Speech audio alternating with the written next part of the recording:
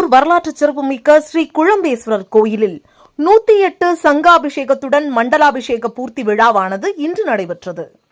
உத்திரமேரூர் ஸ்ரீ பிரம்மஹர நாயகி உடனுரை ஸ்ரீ குழம்பேஸ்வரர் ஆலயம் கிபி 1133 1150 காலத்தில் 2ஆம் குலோத்துங்க மன்னரால் கட்டப்பட்ட மேற்கு நோக்கி அமைந்துள்ள சிவாலயத்தின் குடமுழுக்கு விழா நிறைவடைந்து 48ஆம் நாளான இன்று மண்டலாபிஷேக பூர்த்தி விழாவானது சிவாச்சாரியர்கள் வேதம் முழங்கிட மிகச் சிறப்பாக நடைபெற்றது. 108 கலசங்களில் புனித நீர் வைக்கப்பட்டு ஹோமங்கள் நடைபெற்றது.